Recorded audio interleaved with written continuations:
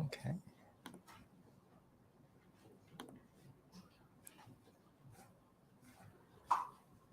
There we go. Just a few things. So thanks for some sponsors. We do have sponsors for these meetups. Got Kinetics, WP Engine, Plesk, WordPress, and Microsoft. So they give us various things. So for example, Microsoft is giving us this venue for free. Kinetics, WP Engine, Plesk, they give us some money for pizzas and other things. And WordPress helps us with the meetup group as well. So we do have sponsors. Just want to give thanks to them, and please check out their websites and what they do. Sorry, who's Plesk? What does Plesk. Plesk is like, have you used cPanel? Yep, so Plesk is an alternative to cPanel. Okay. So it's like a little graphical icons that you can. We're just discussing Plesk. So I'm not going to do round robin. I'm just going to put some hands up. So who here is a developer? There we go. Designer, business owner, marketer, SEO. There we go. We kind of covered everyone. Yourself? I'm just a user. Local group, yeah. Local group, cool. That's a bit more than a user. Yeah, so I'll try and make these as networking opportunities as well. So it's good to work the floor when you come here. A little resource for you all as well is learn.wordpress.org. There's more tutorials and workshops that are being put up that every month. It's a good place to go if you're a complete beginner. It's got lots of little short videos, maybe 9, 10, 15 minutes, just on different aspects of WordPress, like the media library, the editor, and stuff like that. So it's a great place for beginners to go to. How is that? It has access to the community. They learn the word. This one, learn.wordpress.org at the bottom. Okay.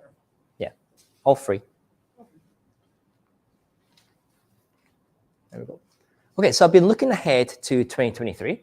So for myself as well, I've been trying to plan what I can do differently, what I can do better for next year. I've got a new website that I'm spinning up as well. So all these things, because I've got like a zero audience, trying to target different keywords, build up my authority in the niche, all these kind of things you probably want to do with a regular website. I've been looking into that over the past, 4 or 5 months. I'm looking ahead to really ramp that up with 2023. So I thought I'd put together this content strategy guide, because I know a lot of people will be in a similar place. You kind of make business resolutions when you come to December and think, oh, what can I do for next year? So here are my tips, different areas that you can look at to pull together an overall content strategy for your WordPress website. Okay, so what is a content strategy? Well, it's an overview. It's a large framework of all different types of components to bring together your publishing for your website. So under content strategy, we look at planning, we look at development, so that's the writing, the curating of content, and the management as well. How do you actually do that? How do you get it out there? What sort of steps do you go around to do that? How do you make sure that people are going to read it when you actually publish it? Okay, so the first thing is know your audience. So the first area that you really need to focus on before you even think about topics is understanding who your audience are. So think about it this way. If you're planning new content for a new website with new keywords and stuff that you're trying to build up, if you were to walk into a meeting room like this to a complete stranger, if you walk up to them and say, hi, I'm Will, and, will you buy my high-ticket coaching service? I do this and I do that. It's not really engaging because you don't know them. They don't know you. For those, it's not an appropriate way to approach that situation. Just think about the reaction that's going to happen. They're probably going to be very scared, going to run away. They're probably never going to come back or see you ever again. And that's similar to your content as well. If you're trying to push content out there to people who don't know, then you're not going to be able to make them understand what you're writing about or engage in that writing. So the first thing, it's really important to make sure that you actually know who your target audience is in the first place. And a lot of people just jump in, feet first, and they write content because they like writing content. That's great. But if you're not targeting your content, you're not going to get the results at the end. All the strategy is going to be for naught. So what you really want to do is you need to get to know your target audience. You need to get to know their likes, their dislikes, what problems they're facing, what aspirations do they have, where do they network, what sort of social networks do they hang out on, what are their hobbies, what's their gender. The more information you can collect on someone, the better you know somebody. Just think about your friends. you know, your best friend. You know everything about them. You know what their favorite TV program is. You know their binge habits.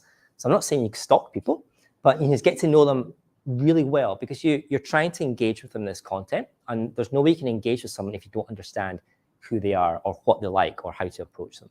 So it's very important that you understand your target audience. So I suggest in this first step is create something called an ideal customer avatar, or sometimes they call it a persona. But this is one of the industry terms, an ICA. So what an ICA does, it just gathers bits of information about your ideal customer. So somebody who will buy from you. So if someone came up to you and ticked all the boxes and you offered them that high ticket price, they go, yep, I'm ready to commit, here's the money. And say that's your ideal customer, somebody you don't have to sell stuff to, that are ready, they're willing to take that stuff. But in order to understand who they are, you need to build up all this metrics about them. So here's an example of one customer avatar. This is quite a detailed one. You don't need to start at this particular level, but it does cover some of the backgrounds to put together to start to understand who that person is that you're writing your content to. So this one here is a coffee shop digital marketing avatar. So they've actually given the person a name. So it's recommended you give your customer avatars an actual name so you can identify them personally. Okay, so this one's called Sarah Smartly.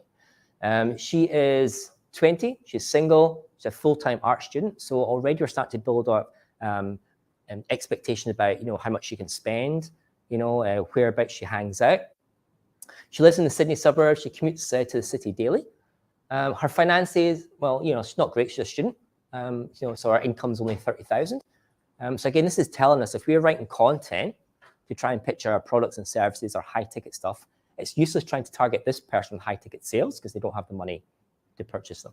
So we're building up a better profile of understanding the idea of who this person is. Their hopes and dreams: to travel the world, become a successful designer, nomadic working, live financially free. Worries and fears: not having enough money, stuck in one place for too long, can't repay college debt. So we're building up a really detailed understanding of their hobbies and likes: cats, jogging, yoga, online life, Instagram is their life. You know, so now we understand a lot more about the person. We can really target our content specifically to hit that person. So I just got a summary. So she's looking for someone to chill out, recharge her energy, which is ideal for a coffee shop, quiet place to work and study, phone apps to make her life easier so you can order stuff, new experiences to try things. She's got some problems. This is what we can do to solve her problems. We can have an inviting, relaxing, hip place to hang out. So we can advertise it as that. If we were the coffee shop marketer, we can start to write content about, you know, secluded areas, about, you know, nice environments, how that results in more productivity, things like that. Cozy seating, plenty of power sockets for charging. Again, that's something we can highlight in our marketing and our content. Coupons, deals, social media as well. So we know that she lives on Instagram, so that's probably going to be one of our focuses for content planning, as we want to make sure that our content is targeting Instagram, because that's where she's going to live. So that's going to be different for your ICs, obviously.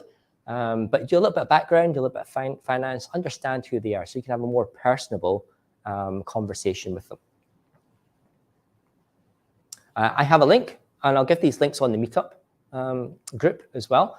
But I've got a link on my website under free business resources. I've got an ideal client avatar guide. It's a very simple one, but it allows you to get started, you know, just to type in some background stuff for your avatars.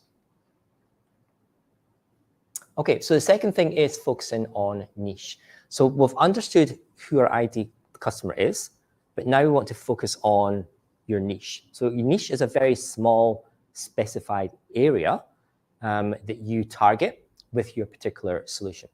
So I'll give an example. If you're a web designer, for example, so if you're trying to do content marketing, content strategy for a web designer, if you just say, I'm a web designer and I do everything, then that kind of leaves you broad open to, you know, everything basically. You can't target someone. You know, what differentiates you from, you know, a web designer from the other million other web designers that are out there? So this is why doing a niche is really, really important. Now, I've had arguments and conversations with people that say they're completely against niches. You know, they never go into a niche because, you know, they basically limit themselves because the niche is smaller and narrower. But if you define a niche, then you have a better chance of converting, a better chance of engaging with the people that you understand from the previous one, from your ICA. So if you go down this narrow scope, if you have a look at what your IC is and how to really target them, see if you come up with a more narrow niche than just a top-level scope. So rather than say a web designer, you can see a web designer say I create high-converting landing pages for the fintech industry. It would be a more specialized niche that you then target articles based around that particular niche. And now that you've got narrower and focuser, then your content can be more specific and it can have a better chance of dominating, be an authority for that particular niche. If you try and compete with a broad keyword like web designer, then you'll be writing a million articles competing with everyone else. If you get specific in a niche, you've got more chance of building that authority in that particular niche because there's less people in that niche. So yes, your market's a little bit lower, but you've got this higher chance of producing more quality content to dominate that rather than the millions of other people who are out in that top level one. So I always say to people, if you can, try and define a niche for your business, your services, your products for that. It's going to really, really help you with your content planning. Would you make that niche quite exclusive? Like in your example, you're saying working on high converting landing pages for the financial industry. If you were just looking for a web designer that did landing pages, could you then do some articles on that financial services industry niche, but then maybe do another one like hobbies or like another niche, but still within your realm? Yeah, of course you can. Okay. Yeah. It's called, I probably haven't got it in here, but it's called a pyramid document. So you would have something like, say, web design, so which would be your basic top level document. And from that, you'd spin down into more specific content. So they call it a content pyramid. So you have a big idea at the top, then you spin down into different ones. Because you want the person at the top, but if they're down here doing something, then you can find them and get to their core skill, and then they might be transferable, but they were only looking at their niche. Yeah. So yes, I mean, yes, you need to write on your industry, your top level industry. So for example, this is web design because you need Google to identify that's what you do.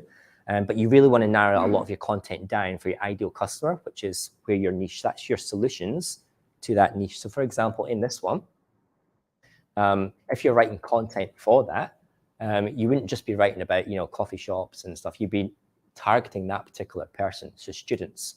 So you'd be maybe like yoga for the students. niche, debts and stuff. So you'd be targeting that type of, as well as your general coffee shop stuff. Yeah. Maybe you should get some cats from the cafe. Cats for the cafe. That's exactly.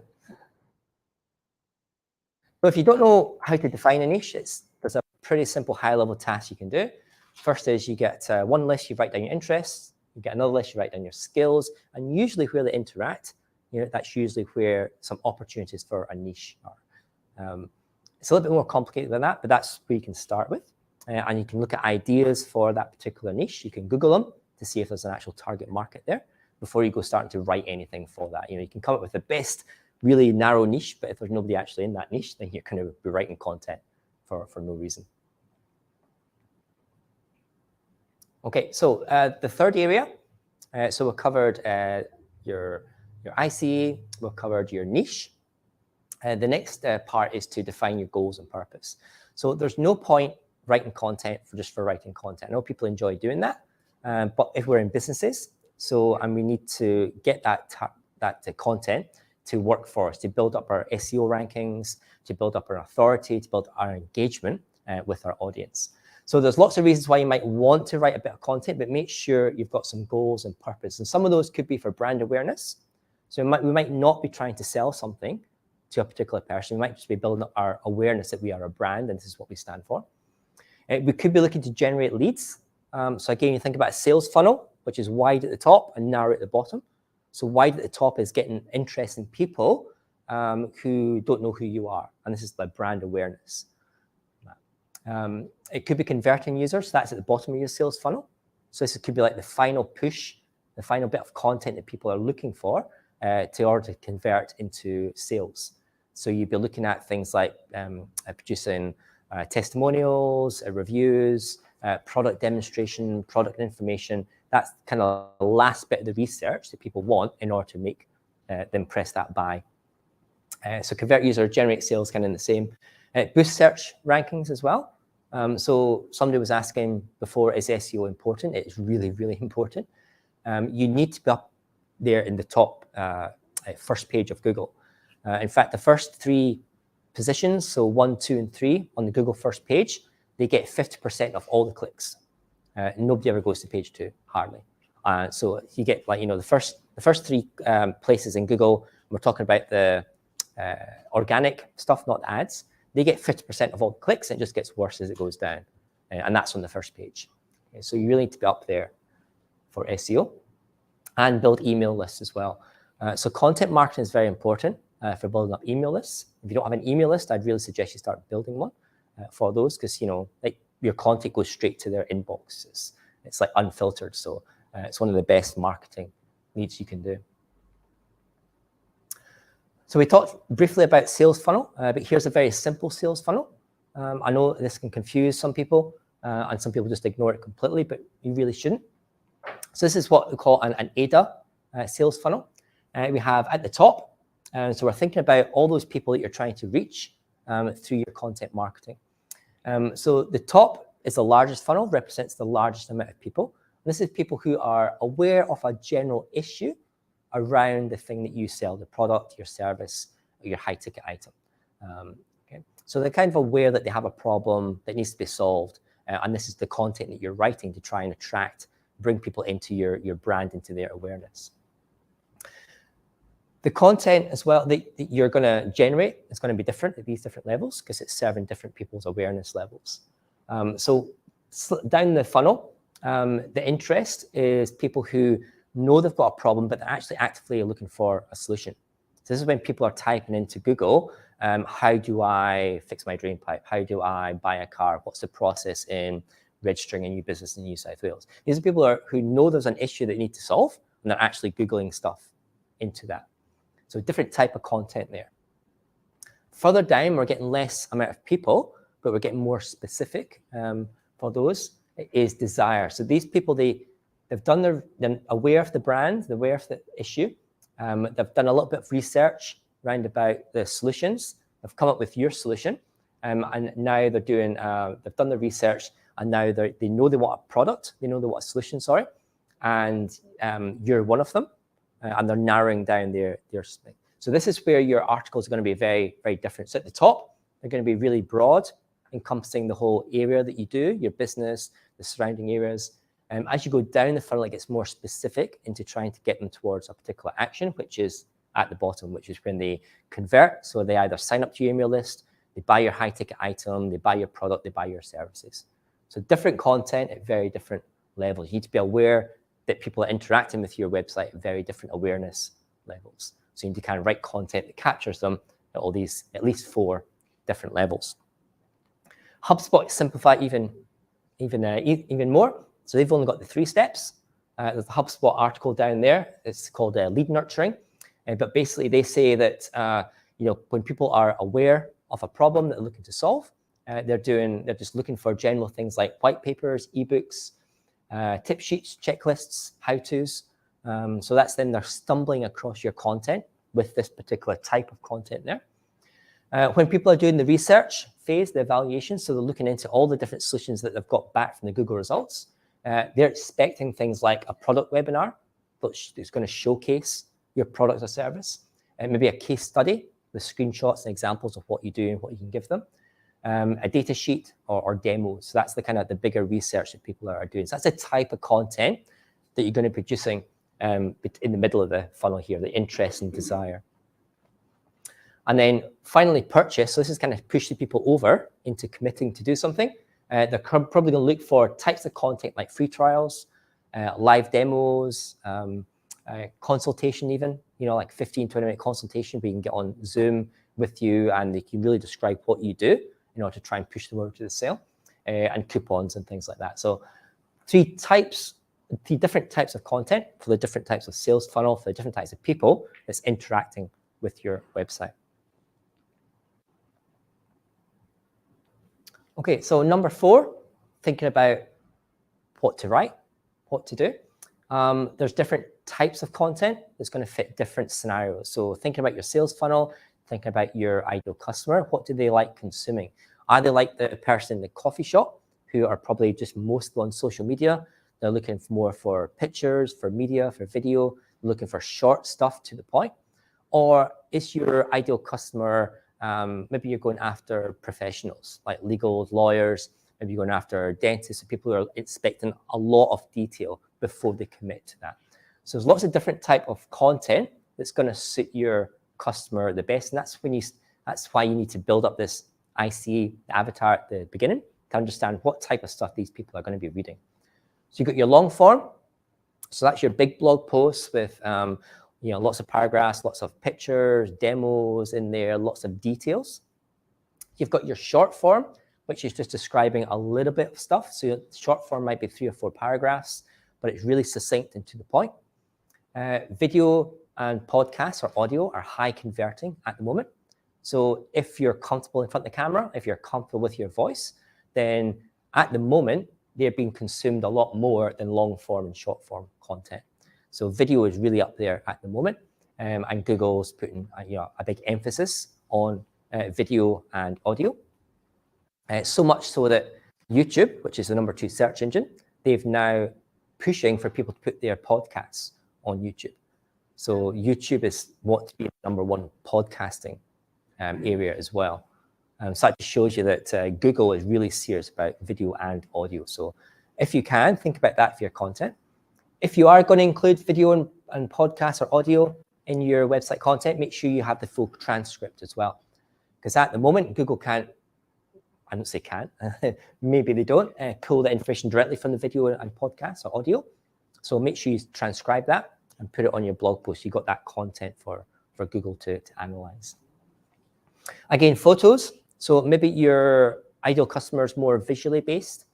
So I'm thinking here maybe about like cake decoration services, food outlets. They're very, very big on photos of food, and people are foodies that like to consume that. So if that's your ideal customer, if they consume photos, then your content should be more biased with photos than with the content that goes along. Lead with the photos. And social media as well. So you'll understand where your people are hanging out.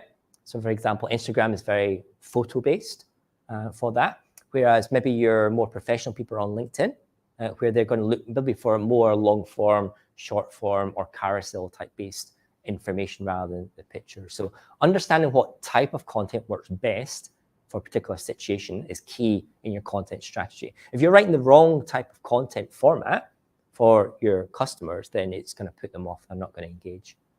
Did you have a question? Yeah, no, I was just going to say that it was interesting you highlighting the point around YouTube liking video and audio. Is putting like an embedded link on your page better than putting the transcript underneath? Or like, because what if you're uploading things that aren't Google based? Are they going to penalize you in their search algorithm? Or? That's a good question. People have actually asked, if you don't have Google Analytics on your website, if you're not embedding YouTube, does it actually penalize you? And nobody knows. Yeah. But it's a good question that someone asked. Google probably wouldn't tell you. Yeah, but regardless of how you embed the stuff on your website, you should have the transcripts for all the time. Yeah. Okay, when you're writing stuff, I know a lot of people are using these AI software at the moment to spin lots of content, and it's great for generating a lot of content, but the quality is just not there at the moment. I can tell from AI generated content. When you're reading it, the grammar's not quite right, and some things are just like, it just doesn't sit very well. If you were to try and talk to somebody like I'm talking to you, if I was, making grammatical errors and saying things out of context, it wouldn't be as engaging. So the top tip, and this comes right from the Google people, they've said write conversationally. Okay, so when you're writing your articles, write them as if you're explaining it to someone in the room. So someone asks you, how do I fix a pipe? How do I create that cake? Then imagine they're there and tell them. Tell them how you create that. Put in little funny stories. It's like the conversational part. And this is really important because the Google AI, the AI algorithm that's now indexing all the sites is so good now. It can tell if you're copying stuff from somewhere else, obviously plagiarism, but it can tell that you're not writing it naturally. So if you're putting in keywords for SEO and phrases for SEO, it can tell that it's not a natural rhythm of speech, and it will penalize you for that. So it favors conversational stories now, rather than just maybe long essays or something. So think about adding some conversational aspects into your content. Think about injecting some of your personality as well. That might not get you higher in the SEO ranks, but it's going to engage more with your audience if you're more personable, if you've got your little quirks and stuff. So no matter how many times Google Docs or Microsoft Word or Grammarly tells you that your phrase sucks, if that's part of your personality, just leave it in, okay? Otherwise, you start stripping it out, it just sounds like a robot. So number 5 is call to actions. When you're writing a bit of content for your website, especially blog posts, and this is kind of focused on blog posts today, you should always be adding a call to action at the end. If you've got any blog posts on your website that doesn't have a call to action at the bottom, it's a missed opportunity that you're leaving on the table for people. So what a call to action is a specific action that you want somebody to take at the end of your blog post. So here's an example of one of mine. So this one, I can't remember what this is about, but at the very end of the article, I've got this little banner that comes up to say, do you want to generate more business leads? Get my 10 and try tested method to generate more leads, and click on the button for that. You should have maybe about 5 or 6 call to actions that you want people to do after reading a blog post. That could be to put in the email list to get a freebie. It could be to go to one of your most popular blog posts. It could be go to your blog post archive, maybe your top 5 blog posts within that particular area. But you want to give people an option to do something afterwards. If you don't tell someone what to do, they're just going to go away, and it's a missed opportunity. So a lot of my clients in the past haven't had any of these call to actions. And as soon as they start putting a call to action on the end of each of their blogs, their conversion rate goes up, their time on site goes up, the average time on site goes up, the bounce rate goes down as well, because you're giving people an opportunity, you're telling people where to go next. And people are very much kind of a led, people like to know what to do, like to be told what to do next. It's a psychology thing. So definitely have call to actions at the end of your blog posts. So is it worth having it that obvious? You know what I mean? Like it's a separate paragraph. Yeah. Or separate paragraph then. Yeah, it needs to be clear. It needs to be really clear. If you just put a little button somewhere, then people could think that's part of the article. They might not be confused. You need to tell people this is what you want to do next. So that means a related post block is a call to action? Or is it not really? Related posts is not really a call to action.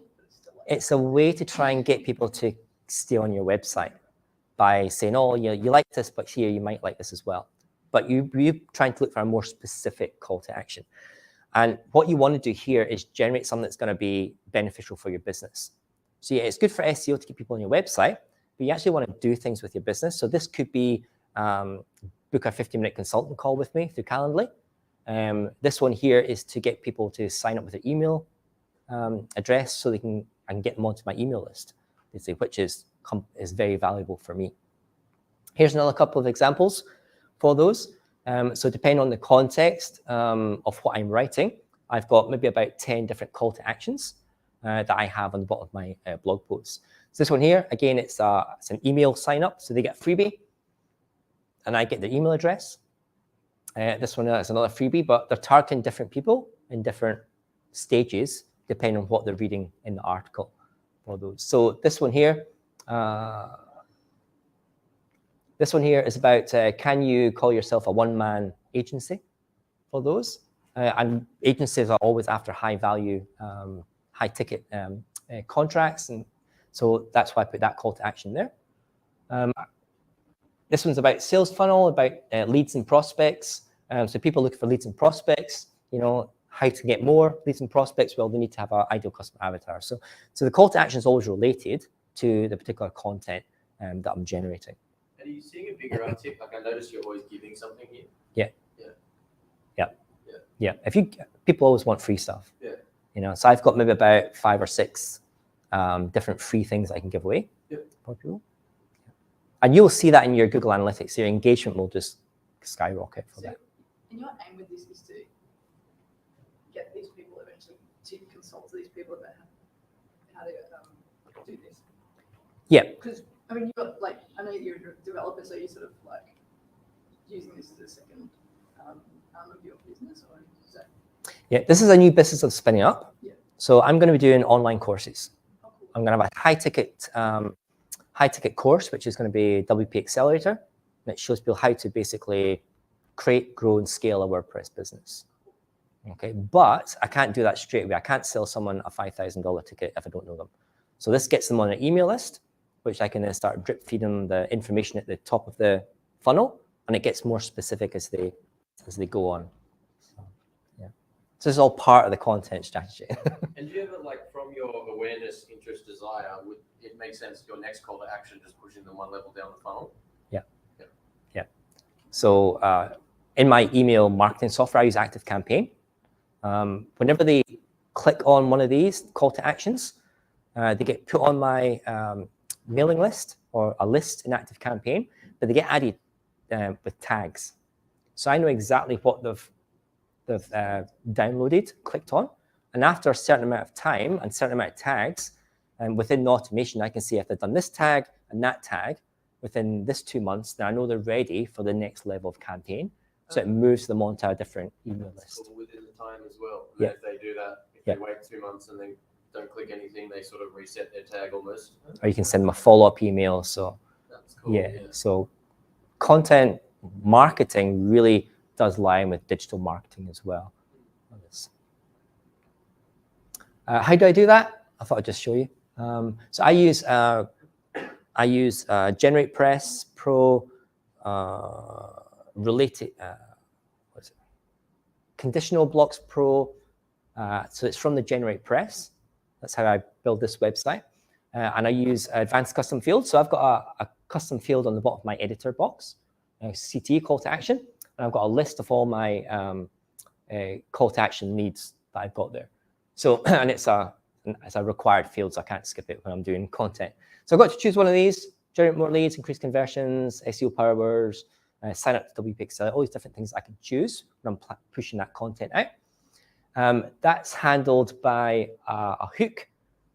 So in GeneratePress, so the call to actions are generated after the post block, and it's a whole list of them. It's called an element in GeneratePress. So I've got a whole list of these on one page, but it only displays them on a condition. And the condition, if it says conditional at the top, this is the condition here. So I can say within that post, if there's a custom field that's got generate leads in it, then it displays the generate leads one. So it depends on what I choose in that box, and it shows whatever custom is. So that's the way that I apply that. There's different options, there's different plugins for doing that, but it seems to work for me. Part 6 is to research competition. So this is when you're planning all your blog post titles, when you're thinking about your topics. So you've done your ideal customer avatar, you've got your niche, you're planning your actual blog post topics. You've done a little bit of a brainstorm, you've got some loose topics down. The next thing you want to do is do some research. So go out to Google, type in your post titles, your ideas of post titles, and see what comes up in Google. So you're looking at the top 3 or maybe the top 5. And then you want to go into each one of those, read them, scan them, pick out the common parts for those. Because if you're trying to create a better article, you basically need to beat these top 3 articles. So you're raking through these top 3 articles, pulling out the commonality, seeing what's making them rank in Google, what the topics are, and seeing if you can add extra value, maybe things that they've missed out, to give you an opportunity to rank at those levels. Even if you can't rank at those levels, you're going to appeal to that target market because Google's ranked those as top 3. So therefore, they're top 3 because people are searching for those topics, people engage in those topics as well. So there's definitely a want there for people. So if you can if you kind of amalgamate those top 3 content with your own spin, don't just copy them. Have your own framework, have your own unique writing style, but you basically want to aim for a content that's better than those top 3, equal or at least better. So that would also help you with sometimes you're having a problem trying to work out how should I title it, you know? Yeah. Sometimes just a title thing. So that should help as well. It does because the analysis comes up. So this one I've got, do cats enjoy getting dressed up? Okay. It's very topical debate, this one. Straight away you can see there's 905 million results. So Wow. There's not no results, there's millions of results. So that's a popular topic. So that's check. You want to get rid of all the ads. So don't look at ads because they're paid for. That's no use for you. You want to look at the organic stuff here. So what I would be doing if I was going to write an article around this topic, I'd be looking at that top one there. So how to find out if your cat will enjoy dressing up. Down at the Quora as well, which is a question and answer thing. Do cats like wearing clothes? So I'd research that one, and probably the one down below. But as well, you're talking about topic ideas. Google also tells you, people also ask. Okay. So if your topic's not getting organic stuff, it's coming back with ads, or if it's coming back with Etsy or Amazon stuff, it's probably not the right keyword you've chosen. It says people also ask. You can choose one of them, have a look, see what people are asking. It gives you ideas round about that topic. So always research that. Don't just have a title and just write your content for it. Research, have a look to see what's out there. Google says that's the best one. So, you want to try and at least target your framework for your blog posts similar to the concepts that are in that one. There's also another website called answerthepublic.com. It's recently been acquired by Neil Patel, who is like a digital marketing guru. So it's not changed, the core of it's still the same, but if you really don't know what topics that people are searching for, then you go into this tool and it's free for the most part. You can pay to get extra stuff, but you get 3 limited searches per day. I've put in here landing pages. I should put cap. This is an over. This is a landing page, and it just gives you this idea as to what people are searching on the web. So it does the what, are, will, why, when, who, and this is the same graphic I've just blown up to show you some of the things. So if you're really struggling on topics, put in some keywords in your niche, in your product, in your services, and this is what's going to come up. People are actually typing in this stuff, why landing pages are important, how to find landing pages, what's another one? When to create a landing page. I mean, there's all this sort of stuff for there. So you get really stuck with content ideas, spin it through here 1 or 2 times to see what people are actually searching for. Because if you can generate an article on what people are searching for, that's going to be good for Google. What was the site called again? Answerthepublic.com. And sometimes it's good just to get like a different spin on an article as well, like a different viewpoint that people are coming from. Because you read some of these, you think, oh, actually, I didn't realize people were searching for that particular topic. The next one is about planning, scheduling, and batch creation. So when people like consistency, so if you're trying to put together a content strategy, don't just do 2 or 3 articles in January and then kind of drop off the face of the earth and then resurface in March or whenever. Have a consistency. So you're looking to plan quite a good few numbers of content, whether that's weekly or fortnightly or every day. It really depends on your resources and your availability and what you can commit to. Don't say you're going to post every week if you really don't have the time, and you can only post once a fortnight, because that's not going to build up your engagement with people. What you tend to see is if you look at your Google Analytics, once you've been posting frequently, you'll start to see the same types of users come back all the time. You'll start to see a grouping of different people, but they'll be coming back to consume your new content regularly because they know you're going to be releasing it on schedule. So it's quite important to make sure you stick to a day and a time for your posting so that people know that there's going to be new content for all those. Schedule it in advance as well. It's a nightmare if you're trying to do stuff week by week. I know I've tried it. So if you sit down and think, right, I'm going to write a blog post this week, and you do the research and you do all the topic stuff and you do all that, and then you have to sit down and write the topic and get the images. It's just all that's too much, because you get to the end of the week, you post out, and then you've got to go back and do the whole thing again. Us humans, we like to do things in batches. So we like to do similar things at the same time. We're good at doing similar repetitive things all together really, really quickly. So batch your work, okay? Maybe spend an hour and brainstorm all these topics, and then spend another hour taking the top topics and do some research on them in a couple of hours. It's narrowing down your topic and your outline, and then maybe spend a half day or a day a month and just bang out those 4 contents for that month, for those all together. So you're not doing the whole process just once. you're doing bits of the process, which is called batching, and scheduling it up for those. I find that works a lot better for myself, and I know a lot of my colleagues do that as well. So rather than trying to struggle and do everything all at once, all the way from research to publish, and then you're exhausted, and then you have to do it again for the next week, just try and doing parts of it all together, and then, you know, batch the amount of stuff that you do. You'll find your productivity to be a lot greater when you do that. What's your take on quantity versus quality? Obviously, you can't sacrifice quality too much, but you can't work on one blog post for 3 months and then put it up and you get lost in the cycle. So is there like a balance of trying to get things out when they're pretty good and have the crux of what you want without deliberating over every word? Yes, absolutely. I'm a nightmare for that. So I look at something and I tweak stuff. So I have to restrain myself and say, if it's 80% okay, just publish it. You can always go back in and edit it afterwards. And you should be doing that. You should be looking at your old content and revising it and bring it up to date. But that's another part of the content strategy. But yeah, just if it's 80% there, publish it out so you can get traction straight away. Here's what I have. So this is my blog content planner. I thought I'd show you what I have here. It's too wide to fit on the screen because I've got lots of columns. But basically, those are all the columns that I've got on my spreadsheet for that. But I've got a publish date, and it works out what day it is. I actually know when are my most popular days when people consume content. If I post on Friday at 2 o'clock, no one's going to read my stuff until Monday, and that's too late. So I know Wednesday is my most best day to publish, so it works out automatically.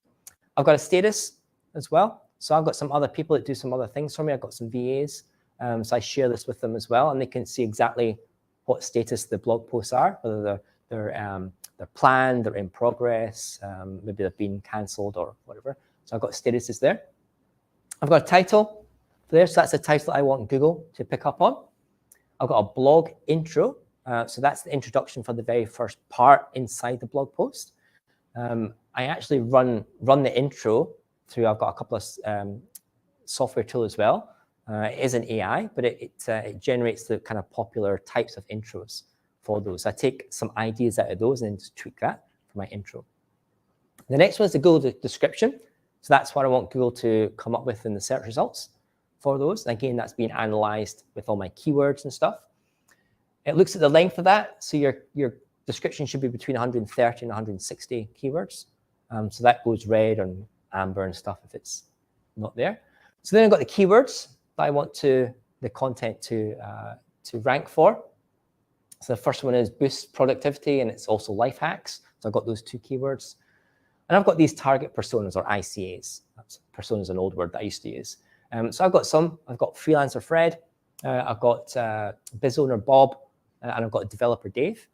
So they each require different things, different types of content. So I know who I'm targeting for those. The next one is the offer, the call to action that I'm going to offer them. The next one is the category. So operations, growth, marketing, business, SEO, that sort of stuff. I've got a social theme. This is a new thing that I'm playing with. So social themes could be, for example, it might be Earth Day in social. It could be Star Wars Day, May the 4th be with you, that sort of thing. It could be seasonal as well. So it could be, you know, Black Friday, Cyber Monday, Halloween, Christmas, all that sort of period. So I can group my blog post together with like a social theme. Then I've got the post URL in WordPress. I write everything in Google Docs with Grammarly. So I've got the Docs URL for that. So my editing team, my VA can just go straight into that and have a look at it. Then I've got my research. So this is where it kind of chops it off. So we're down to here.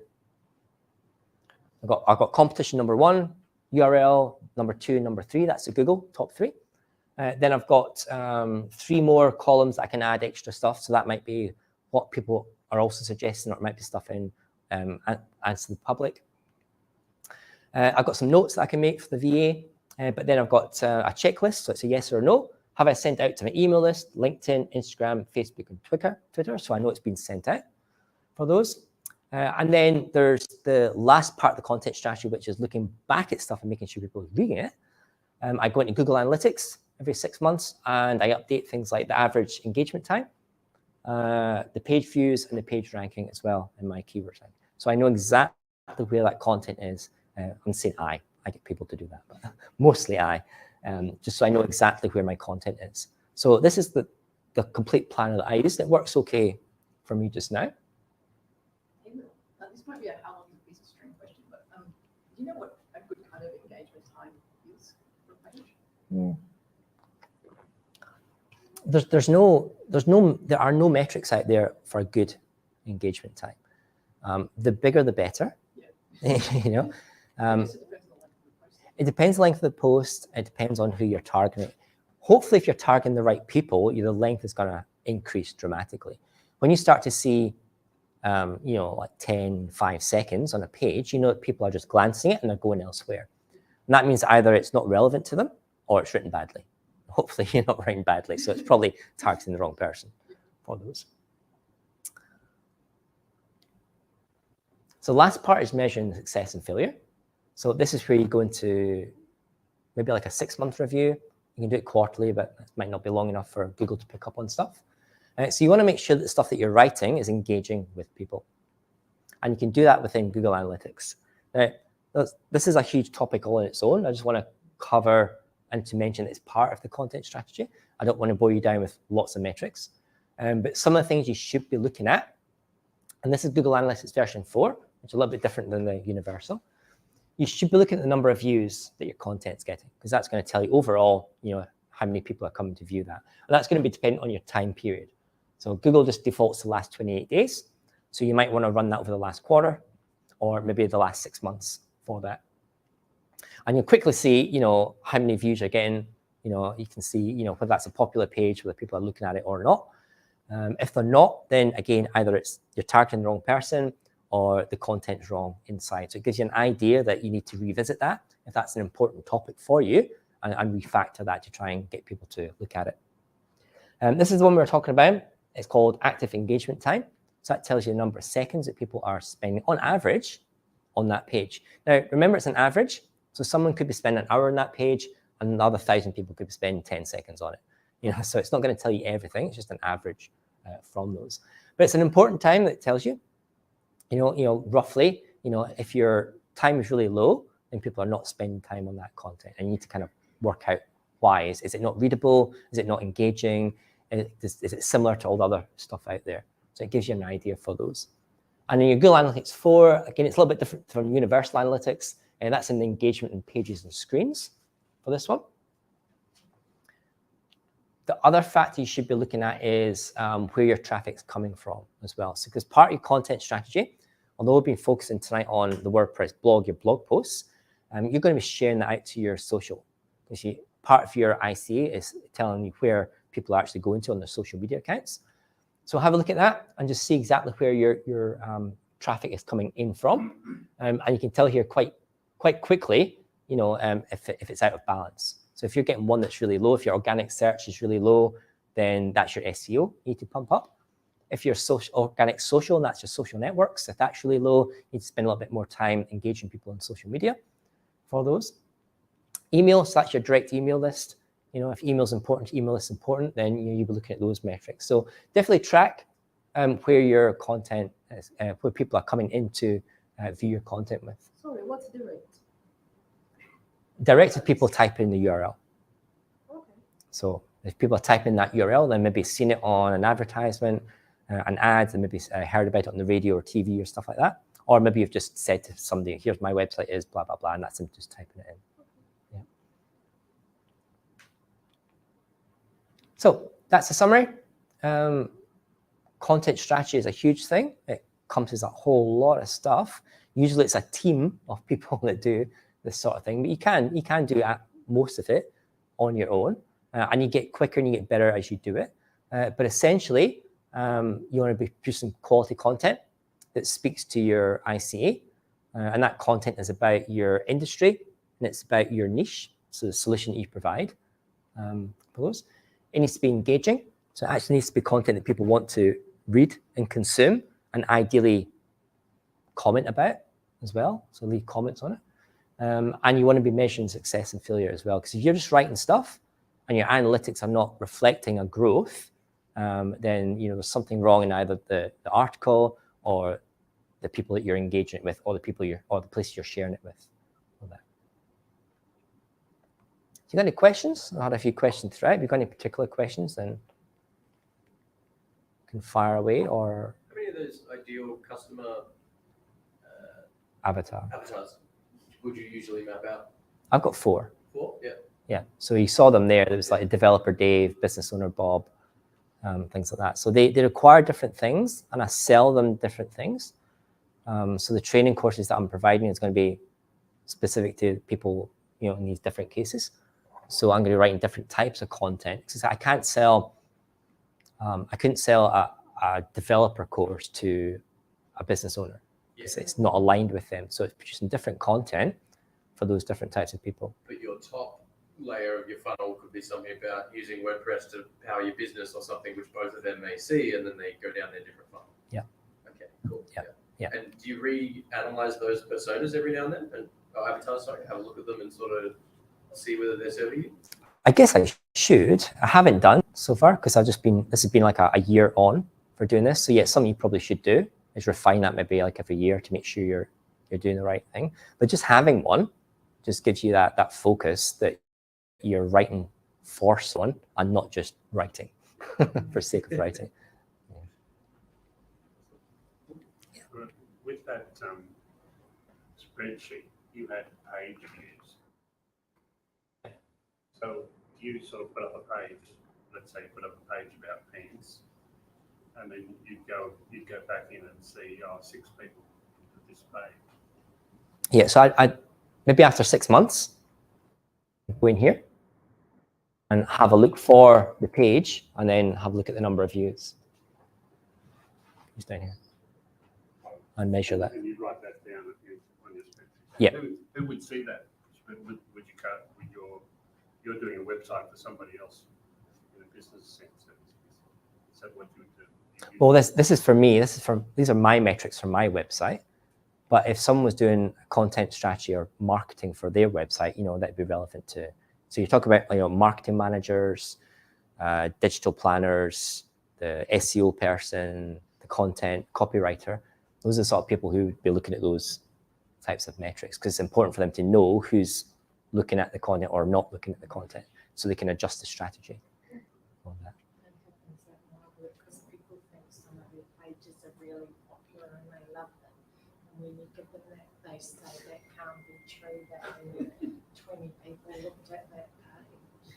Yeah. Go, well, they did. They did, yeah. Google doesn't lie, or does it? No, I don't know about that anyway. Sometimes you'll find that the pages that you expected to rank highly are not the ones that rank highly, but something else does. Yeah. I had on my other website, I have a blog about a driver for my brother laser printer. It didn't work with Windows, so I found a driver that did, and that was my top content for ages. Nothing to do with my consultancy work, but it peeved me that I just tried to do this, so I wrote an article about it. I have this article on my website that is about how to fix something when you haven't edited a file in JavaScript and React, which has nothing to do with what I do, and it gets like 20 hits a day, and it's like driving my stats down because people see it. It's like this immediate fix for something, and it takes them 10 seconds to realize what they've done, and then I leave my site. Yeah. Put a pop-up. Yeah. Before you go. Before you go, could you tell me that bit? Yeah. How important are these meta descriptions and keywords?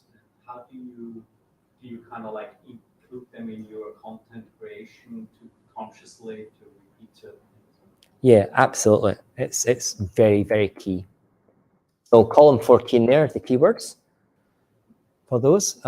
So when you're developing a bit of content, you need to have a keyword. And a keyword is not just a keyword, it can be a key phrase. It's up to five words. But that's what you want Google to rank for. So you have to do keyword research to see that that people are looking for that keyword, that's relevant to your customer, that's relevant to your audience. But once you've got that keyword, you've found that the metrics are there. You want to be using that in the title, the post title, probably the first or second paragraph above the fold somewhere. You want to try and have it in the URL, preferably at the beginning of the URL rather than towards the end of the URL for those. Your page URL. So if your content is, if your keyword is boost productivity, and life hacks, you'd want in your URL boost dash productivity and then whatever, rather than say. So you have the keyword in the URL. Yeah, right at the very start. So that's the first thing that Google's reading. Yeah, for those. But then there's a balancing act. You can't go putting your keyword in every paragraph because that's called keyword stuffing and that's unnatural. So this is why you need to try and introduce your keywords naturally, as if you're talking to somebody. So those are the primary keywords that you need to have. So title, page title, H1 tag, the first opening paragraph of your titles there, your URL. But then you want to have a look at the adjacent keywords for those. Those are the primary ones.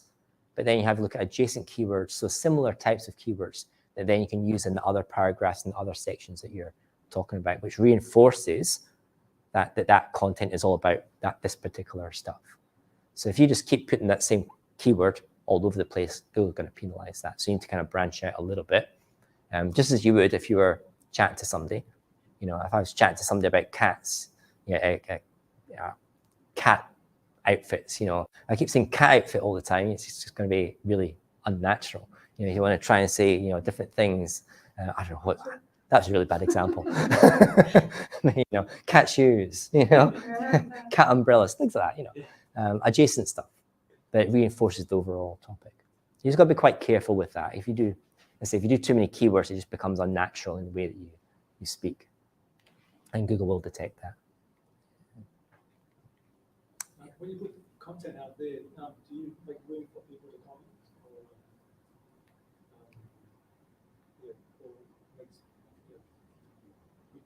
Say a question or something, question to you.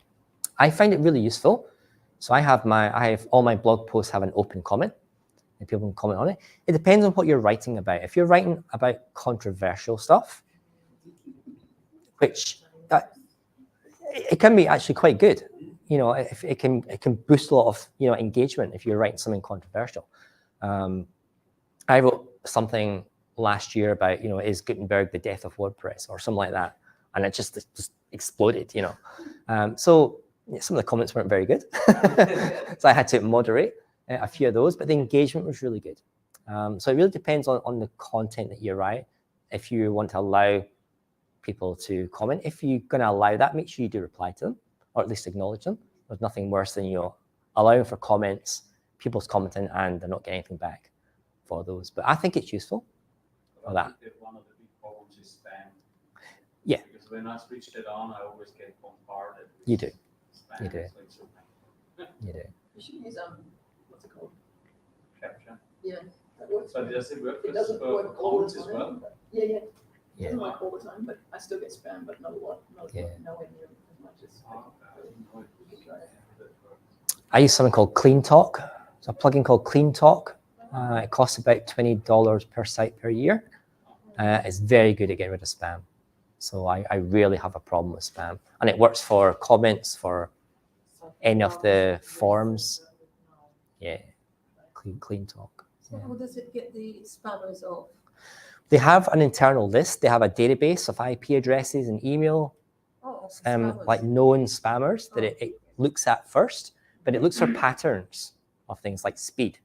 Like, is your form being completed in like 1 nanosecond? Okay, well, it's not someday because I can't type that fast. So it'll block them for those. It does a really good job. There's lots of controls where you can like pull it back as well if you find that normal stuff's being trapped. So there's a little bit of control about it, but it works for 90-odd% of my Clean Talk. Clean Talk, as in chalk talking. Okay. Yeah. Do you have all your content also on social media or mainly on your webpage? Yeah, mostly. Well, yeah, I share everything on social media for those, but it depends. The way I share it depends on the social media platform, because you can't share blog posts on Instagram because all you get is a picture. So I usually translate that to a carousel that covers the main topics of the blog post. And Instagram, you can put the link in Instagram, but nobody can click on it. So knowing how the different socials work is going to change the way that you post. But yeah, generally, once I publish something, I post to Instagram, LinkedIn, a couple of Facebook groups, and Twitter as well. But most of my people are on Instagram and LinkedIn, so that's the two big places that I post on.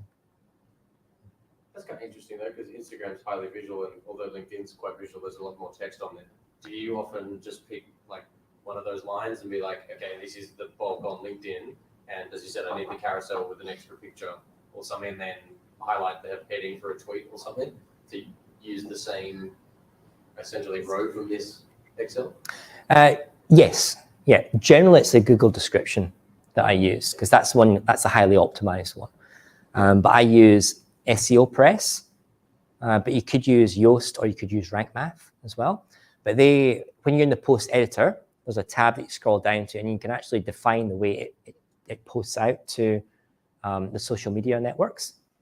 But I've also got a tool. I don't generally use that. What I use another tool that posts to Buffer, and Buffer is my social media scheduler. And that little plugin, I can't remember what it's called. It's like WP to Buffer, but in that little plugin, it allows me to identify the social networks, the picture, the URL, the format, description as to how it goes. So for that one post, I go down into this plugin area and I say Instagram. Okay, rather than Instagram, I don't want to post, the excerpt. So I just want to post like excerpt. I want to post these 5 images as a carousel. So I just upload them and then post it to Instagram. And I can do that with LinkedIn as well if I want to do a carousel. Cool. Yeah. So WordPress? What was the plugin called? The tool that you said there was a plugin that linked to it? Yeah, WordPress to Buffer or WP to Buffer. I don't think I can use the word WordPress. WP to Buffer. Is it necessary to use the Prime or Premier subscription for SEO, or is it okay to just use the unpaid version? Yeah, I think using the unpaid version is fine. You're using the unpaid version too? Or? I use the pro version of SEO Press. And do you think that's necessary, or is it? It is for me because the things I want to do, because I've got WooCommerce on my site as well because I sell things. So SEO Press Pro, the paid version, it comes with all the stuff that Yoast offers as additional add-ons or plugins. So if you want to target some stuff with Yoast, if you want to do like your local business listing, WooCommerce, there's another couple of things you've still got to pay for the add-ons on top of the pro price of Yoast, whereas it's all included in SEO Press for that base price.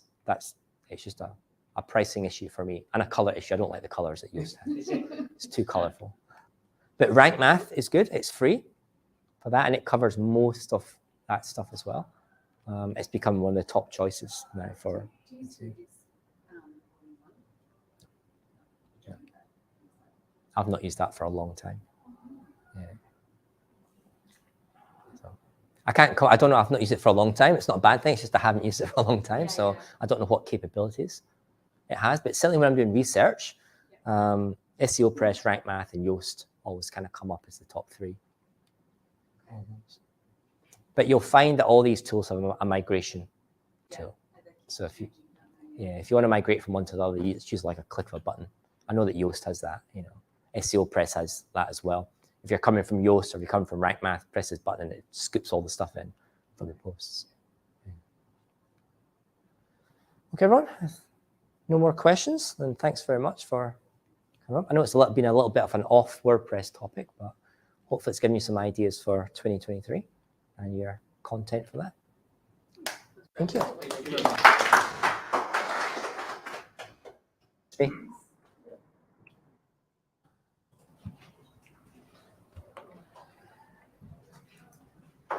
Oh, I think there's one more slide. Merry Christmas. Putting